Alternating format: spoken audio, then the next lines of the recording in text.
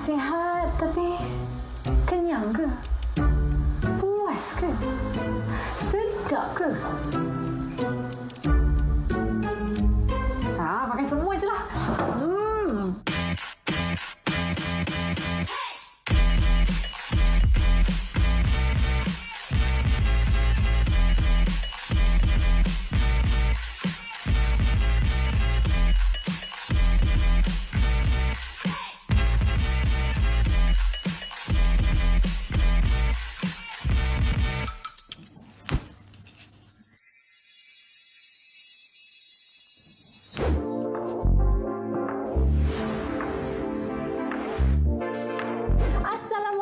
Dan salam sejahtera. Anda bersama saya, Nadia Shahab, hos anda untuk rancangan Hujung ke Hujung.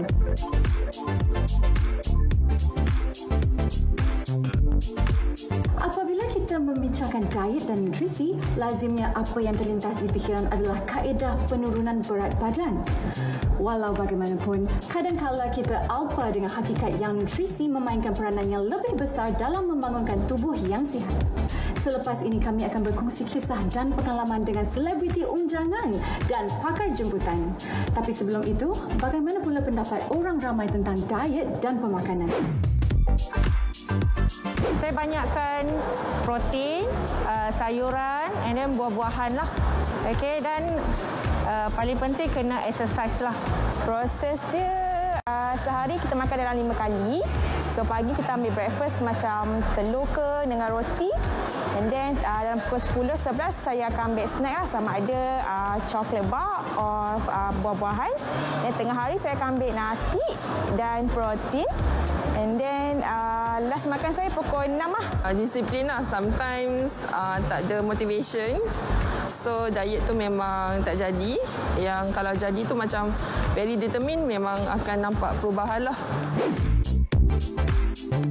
Membincangkan topik diet dan dilema bersama Nadia hari ini, selebriti jelita bersuara merdu yang juga terkenal sebagai pelakon dan pengacara. Siapa pula tu? Ini dia tetamu kita, Nurul Deb.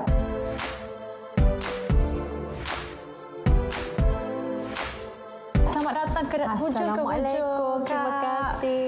Kak, adik kepada Johnny Depp ke? Tidak sama sekali, Cik.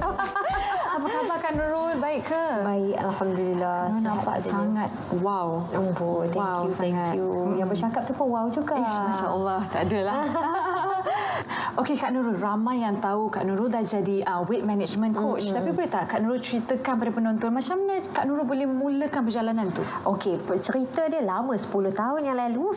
Daripada saya aktif nyanyi pun, saya terpanggil untuk bantu ramai orang untuk sihat. Sebab bila saya tahu statistik yang di Malaysia ni mempunyai lebih kurang 50% rakyatnya yang obes. 50%? Yang obesiti ya, yang setengah. Sekarang itu ikut kajian KKM 2016. Lepas PKP 70% agaknya.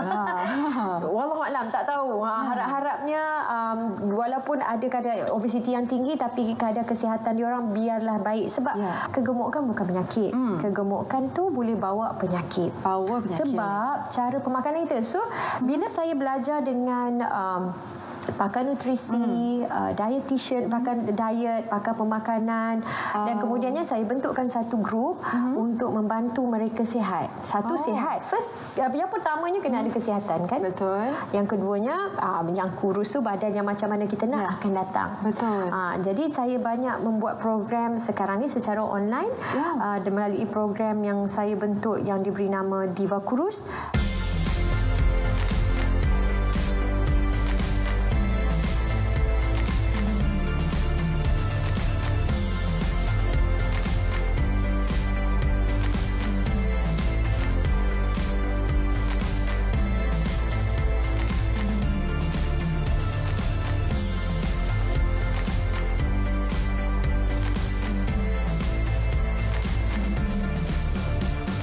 Tanyalah, adakah pengambilan suplemen tu penting? Pada saya apa yang saya belajar dengan pakar nutrisi, doktor-doktor yang saya belajar tu, pengambilan suplemen ni penting. Sebab ada satu kajian sekumpulan doktor pakar nutrisi buat brokoli daripada tanah di Germany. Okey. Tahun 1960-an kandungan nutrien ni sangat tinggi. Tahun 1999 dia orang buat kajian di tanah yang sama juga. Jadi kandungan nutrien tu lebih rendah daripada yang tahun 60-an. Jadi walaupun kita makan sihat, makan makanan yang hijau-hijau dan sebagainya, kadang-kadang kandungan tu tak secukupnya untuk badan kita. Jadi suplemen pada saya memang sangat penting lah. Dan makanan yang real, yang semula jadi sangat penting sebab untuk support kita punya mikronutrien. Betul. Kalau kita makan makanan yang tak sihat, contohnya seperti makanan segera, yang maksudnya yang chips ke? super ring. Betul. Nak alas perut je kan? Sebab diorang rasa macam benda ni ringan, tak bagi badan saya gemuk. Tapi diorang terlupa. Salahkan ku, jangan salahkan aku. Kasihi aku, kasihi diri sendiri ni. Bagi makan yang betul-betul. Itu dapat konsep. So diorang makan yang ringan, pada fikiran diorang adalah asalkan saya isi, asalkan saya nak kurus. Sebenarnya pilihan makanan yang salah. Makanan yang macam tu jajan ni ada pewarna, ada gula, ada garam, ada MSG. So ada setengah tu yang kalau tahun saya lahir 77, dalam 80-an saya start sekolah, bermulanya sekolah 90-an. Cara pendekatan silibus tu berbeza kan? Pasal apa food pyramid tu ingat. Masa saya pun ada lah zaman saya. Food pyramid ni baru lagi consider kan. 90-an lah, 90-an. Jadi masih valid ke food pyramid tu sekarang ni? Macam saya guna. Untuk tim saya dalam Diva Kurus saya guna. Cumanya food pyramid tu, piramid per makanan tu kena tukar susunan pada saya. So bawah tu pada saya tukarkan kepada serat dan juga tumbuhan hijau. Yang kedua tu adalah protein. Ketiga karbohidrat. Dan yang seterusnya lemak. Yang paling kecil dan gula setengah tu. Yang atas tu dia jadi setengah. Ini adalah lemak, tapi lemak tu lemak yang baik lah. Yang atas sebelah lagi gula tu maksudnya kena kurang habis-habisan. Itu dia daripada selebriti jemputan kita tentang topik minggu ini. Ingin tahu sambungan diskusi kami? Nantikan selepas ini. Teruskan bersama kami hanya dalam Hujung ke Hujung.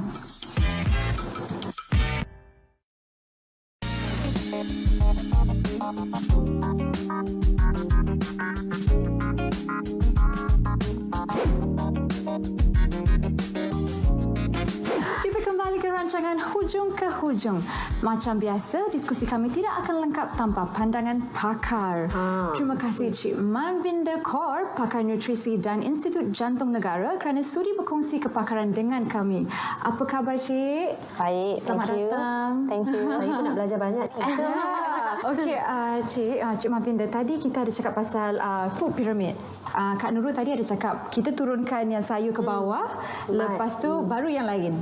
Actually, piramid makanan dah lama.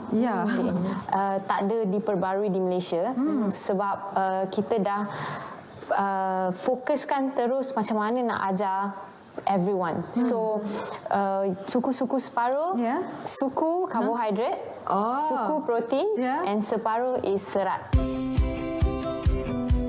Plan permakanan senang iaitu suku-suku separuh. So bahagian suku ini terdiri daripada karbohidrat. So selain daripada nasi, terdapat juga roti. Okey, selain daripada roti, mungkin oats, sayuran berkanji. Okey. Bahagian yang suku yang kedua adalah protein. So selain daripada ikan, protein yang lain juga adalah ayam. Okey. Untuk separuh selalunya adalah sayur-sayuran. Okey, sayur-sayuran yang tidak berkanji, so jenis-jenis kacang, jenis-jenis daun. Okey. Yang kita masukkan sekali adalah buah. So semua jenis buah kita galakkan pasien untuk makan dengan vitamin dia tersendiri untuk setiap jenis buah yang berwarna lain. So setiap warna buah memainkan peranan yang sangat penting untuk memastikan jantung sihat dan keradangan dalam badan kita rendah. actually about 80% daripada Malaysians memang kekurangan serat. Ya, faham. So setiap hari bila saya tengok patients dekat hospital, kebanyakannya memang tak suka makan sayur. Betul. Buah boleh, tapi terlalu banyak dia makan. Terlalu banyak? Buah boleh terlalu banyak? Of course. Bukankah buah tu benda yang bagus? Bagus, tapi everything kena ada limit. Betul. And kalau dekat Malaysia, 90% of makanan yang kita makan adalah karbohidrat. Betul. Nasi So, pagi-pagi bangun nasi lemak. Betul. Okey, tadi Cik Mafina cakap makan banyak buah yang terlalu banyak pun salah. Jadi boleh tak sampaikan kepada penonton, sebab sekarang ni penonton macam saya, kita confused. Macam mana tu terlalu banyak? Basically buah-buahan juga mengandungi kalori. Okay. So kita nak tahu actually untuk apa kita makan buah-buahan tu. So contohnya untuk pesakit yang ada kencing manis, okay, buah-buahan tu memang kena dikawal.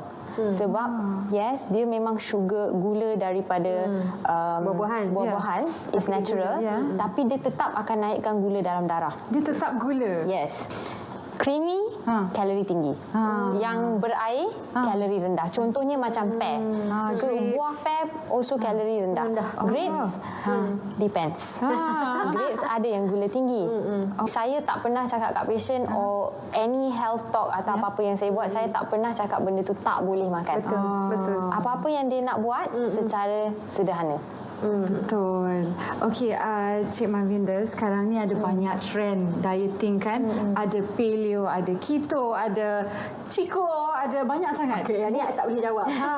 Okey. Yang mana satu yang bagus, yang paling efektif ataupun betul ke bagus? Cukup nutrition tak kalau kita makan, kita cuba cara-cara macam ni? Okay, so actually trend yang terbaru, okay, kebanyakan patient akan buat keto diet. Keto. Okay, boleh terangkan tak keto diet tu apa? Okay, so keto diet ni adalah diet yang utamakan protein dan lemak, okay, dan karbohidrat yang sangat rendah dalam lingkungan 20 hingga 40 gram sahaja.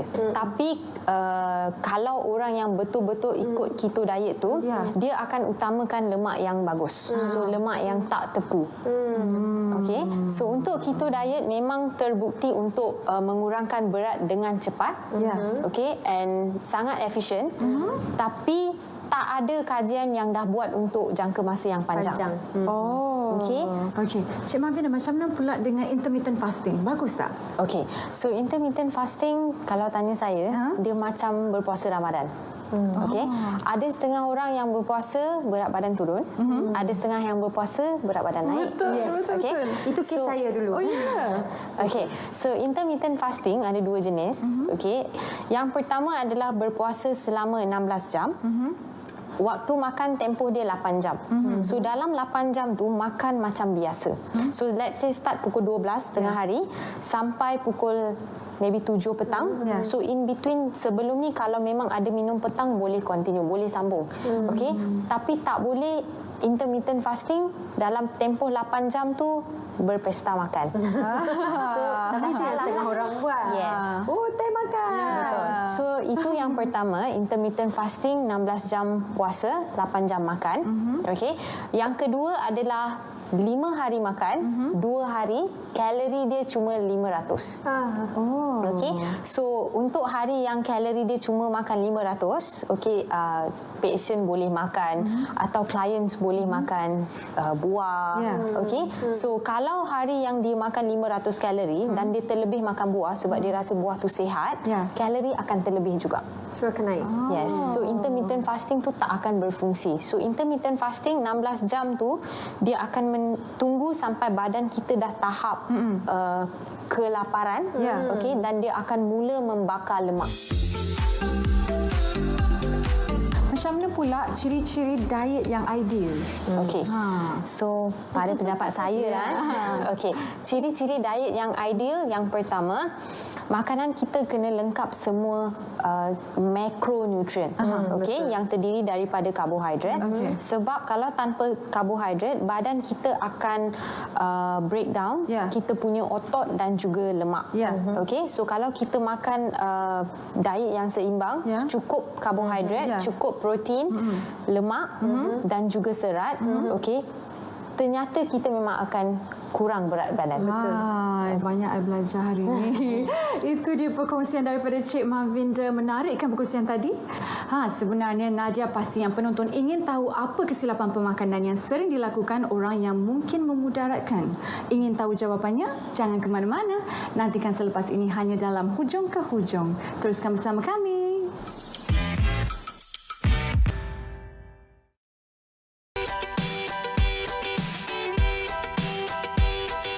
Semula dalam Hujung ke Hujung. Terima kasih kerana terus bersama kami. Tadi Nadia membuka soalan, apakah kesilapan yang sering dilakukan orang yang sedang berdiet yang mungkin memudaratkan? Pada pendapat saya, untuk orang yang berdiet, diet very subjektif. Okay, so untuk orang yang berdiet, untuk saya suku-suku separuh adalah diet yang bagus. Okay, so kalau untuk orang yang amalkan suku-suku separuh, jenis masakan dalam suku-suku separuh memainkan peranan. Okay, so kalori yang kita makan, dan kalori yang kita bakar, so itu yang akan menyebabkan kita either berat naik atau kita maintain berat atau berat turun. Okay, so kesalahan yang paling biasa yang saya jumpa adalah bila orang ramai tidak tahu makanan tu berkalori tinggi atau tidak. Kalau kita nak buat perubahan kecil untuk perbaiki pengambilan nutrisi, apa yang kita boleh buat? Okey, tips yang pernah diajar oleh pesakit adalah untuk orang Islam, makanan kena kunyah berapa kali? Sudah ikut. Okey, so ajaran dia adalah mengunyah makanan 44 kali. Kenapa? It's because bila kita kunyah makanan, kita mengambil masa untuk makan. Okey, so bila kita kunyah makanan dan ambil masa untuk makan, kita akan rasa kenyang dan kita akan berhenti makan sebelum rasa kenyang.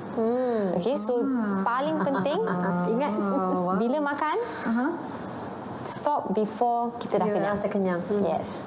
Bila kita nak faham maksud kenyang, kita kena tengok balik apa yang orang makan. Okey, so apa yang memberi rasa kenyang adalah pilihan makanan yang mengandungi protein dan juga serat. Okey, kalau sayur, makanan yang daripada karbohidrat, contohnya nasi atau makanan biasa kita, bihun goreng, nasi lemak, basically makanan tu terdiri daripada karbohidrat sahaja. Okey, dalam 2 jam kita dah rasa lapar. Karbohidrat ringkas. Karbohidrat tu walaupun dia bagus, tapi kalau dia tak seimbang dengan protein dan serat, memang kita tak akan rasa kenyang. Okey, so target kita adalah untuk memastikan pesakit atau klien yang sihat mempunyai berat badan dalam lingkungan yang normal. Okey, so selain daripada BMI yang normal, kita juga fokus pada ukur lilit pinggang yang normal. Okey, so ukur lilit pinggang lelaki seharusnya kurang daripada 36 inci dan untuk pesakit atau klien perempuan adalah kurang daripada 32 inci. Okey, dari tadi kita cakap pasal nutrisi. Boleh tak Cik Mavinda terangkan kepada penonton apakah yang dimasukkan dengan nutrisi dan apakah kepentingan nutrisi dalam badan orang? Okey, pada manusia. So nutrisi actually adalah terbagi kepada 2. Satu adalah makronutrien, contohnya yang saya dah explainkan tadi, karbohidrat, protein, benda yang sangat penting untuk badan kita survive. Okey. So nutrisi bahagian kedua adalah nutrisi yang kecil, contohnya mineral dan vitamin. Okey. Yes. So bahagian tu saya rasa sekarang ni trending banyak dengan supplements. Okey, so itu adalah penting. Okey, sebab banyak daripada warga Malaysia, okey, actually memang ternyata kekurangan vitamin D. Yes. Yang dari matahari tu. Betul. Tapi panas negara ni. Yes. So untuk kita pastikan yang vitamin D tu cukup, okey, kena expose kepada matahari at least 15 minit. Okey, macam mana pula dengan meal replacement? Sebab sejak kebelakangan ni saya banyak juga try meal replacement. Ada banyak brand dekat luar sana tu kan. Jadi meal replacement ni bagus ke tak? Bagus gantian ke kita? Makanan. Gantian makanan. Okay. So gantian makanan actually kalau pendapat saya, I think is good. Okey. Bagus. Tapi gantian makanan tu kita kena tengok kualiti dia juga. Okey, so gantian makanan, ada gantian makanan yang lengkap nutrisi. Ya. Okey. Kebanyakan gantian makanan dalam lingkungan kalori 200 hingga 300. Okey. Tapi kalau satu pinggan yang sihat, standard untuk main diet utama, okey, paling kurang pun is about 400, 500. So kalau dengan menggantikan makanan utama dengan penggantian makanan contohnya dalam bentuk minuman, okey, kita akan kurang kalori secara keseluruhan juga. Okey, so untuk orang yang memang tak ada masa untuk makan atau dia boleh tahan tanpa mengunyah, okey, is a good option, pilihan yang bagus. Sebab dalam tu dah ada semua nutrien kan. Macam tadi berbalik macam apa yang saya katalah, kita makan untuk apa? Untuk kesihatan, untuk nutrien untuk badan kita. Fikir semula makan tu untuk hanya sedap di sini atau untuk badan yang sihat. Betul. Baiklah, demikianlah perkongsian kami untuk topik minggu ini. Diskusi hari ini sangat bermanfaat bagi Nadia. Kita pun dah berada di akhir rancangan. Mungkin Kak Nurul boleh kongsikan pendapat keseluruhan tentang apa yang kita bincang hari ini? Oh, saya dapat ilmu yang sangat banyak lagi, penambahan untuk program saya di Bagus daripada Cik Mavinda kita. Terima kasih pasal buah tu. Pasal buah. So makan banyak, serat makanan yang baik kan. Jadi kita dah tahu dah, kalau kata agak-agak sekarang masalah sembelit, cari serat. Serat tu apa? Sayuran hijau. Makanlah sayur. Tak tahan pun ajar badan sampai jadi tabiat. Betulkan kesihatan dulu. Bentuk badan tu akan datang kemudian. Betulkan pemakanan yang sepatutnya. Thank you so much. Terima kasih ajar saya lagi. Ilmu yang sangat manfaat hari ini. Saya percaya orang lain juga boleh dapat manfaat juga. Betul. Jadi itu sahajalah temu bual kita untuk program Hujung ke Hujung. Terima kasih diucapkan kepada Nurul Deb dan Cik Mavinda Kaur kerana sudi berkongsi pengalaman bersama kami. Bagi penonton di rumah, bagaimanakah kami boleh membantu anda menyerlahkan kejelitaan asli anda? Kita jumpa lagi dalam episod minggu hadapan dengan topik-topik yang lebih menarik hanya dalam Hujung ke Hujung. Terima kasih semua.